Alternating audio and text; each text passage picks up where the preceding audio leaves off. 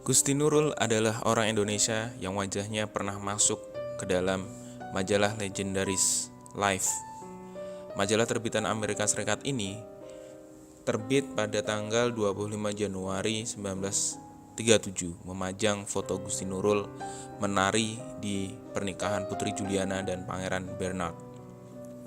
Pada hari pernikahan itu, 6 Januari 1937, Gusti Nurul yang baru berusia 15 tahun menari di hadapan Ratu Belanda beserta pejabat-pejabat dan tamu kenegaraan. Gusti Nurul datang bersama ayahnya yang juga menjadi tamu kenegaraan. Di zaman itu belum ada mini kompo.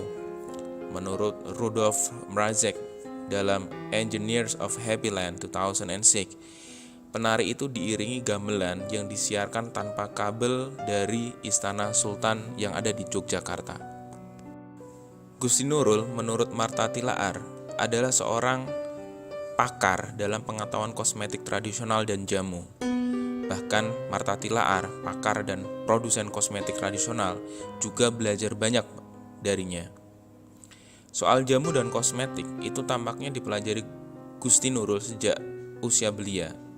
Tak heran jika ia terkenal tak hanya tariannya tapi juga parasnya yang elok. Sebelum menikah dengan Yarso, ada gelagat seorang raja di kota sebelah hendak menyunting Gusti Nurul. Ketika ayahnya, Kanjeng Gusti Pangeran Adipati Arya Mangkunegara ke-7, masih hidup. Pernah ada orang yang hendak meminangnya. Kepada Gusti Nurul, ayahnya pernah bercerita. Telah datang utusan dari Yogyakarta, dari Sri Sultan Hamengkubuwono ke-9 yang menanyakan tentang aku. Tujuannya ingin meminangku dan menjadikan aku istri. Aku Gusti Nurul dalam Gusti Nurul Stravener Geluk Mengejar Kebahagiaan 2014.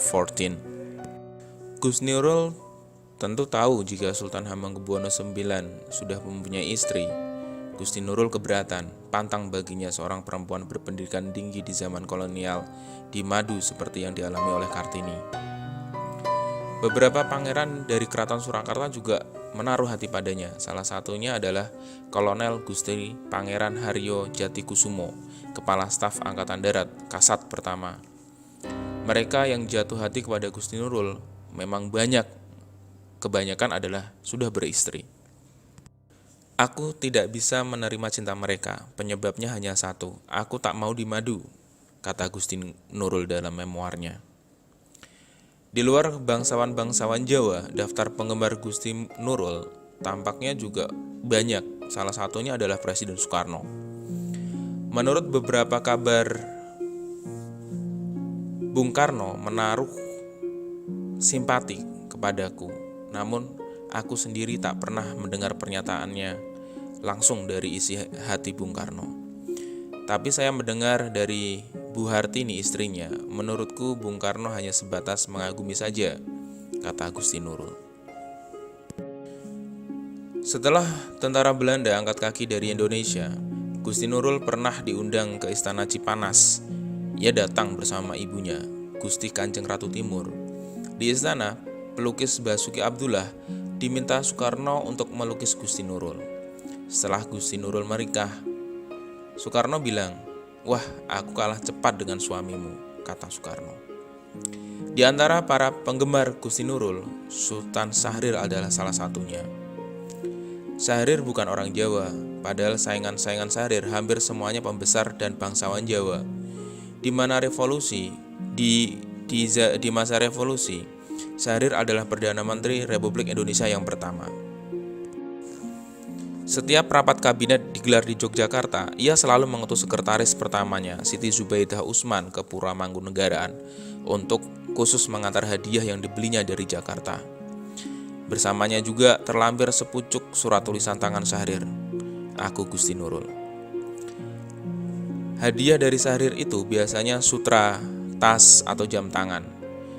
Gusti Nurul rajin membalas surat dari Syahrir. Meski tampak jatuh hati, Sultan Syahrir yang dikenal sebagai pentolan Partai Sosialis Indonesia atau PSI itu tak pernah menyambangi Gusti Nurul ke Pura Mangkunegaraan. Syahrir pernah mengundang Gusti Nurul bersama ibunya dan kakaknya ke Linggarjati. Mereka menginap di rumah tempat berlangsungnya perundingan Linggarjati. Setelah Gusti Nurul menikah pun, Syahrir tampak masih penasaran. Syahrir pernah datang ke rumah, tapi Yarsor tidak cemburu. Gusti Nurul mengaku, setiap kami foto bersama, Syahrir selalu mengambil posisi ada di dekatku.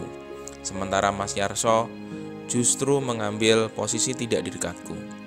Mas Yarso tahu tentang pria-pria yang menaksirku, kata Gusti Nurul. Setelah menikah dengan perwira TNI itu, Gusti Nurul tak pernah tinggal lagi di Pura Mangkunegaran. Dia ikut suaminya kemanapun dia ditugaskan. Bahkan ketika Yarso diangkat jadi atase militer di Washington DC, Amerika Serikat. Rabu 24 Maret 1954, banyak lelaki terpelajar dan berpengaruh di negeri ini harus gigi jari. Harapan mereka untuk meminang seorang perempuan ningrat, terpelajar, ayu, pupus pada saat itu. Mereka harus menerima kenyataan bahwa Gusti Raden Ayu Siti Nurul Kamaril Ngasarati Kusumawardhani alias Gusti Nurul resmi menikah dengan lelaki pilihannya. Lelaki yang beruntung meminang gadis Mangkunegaran itu adalah Raden Mas Suyarso Suryo Surarso.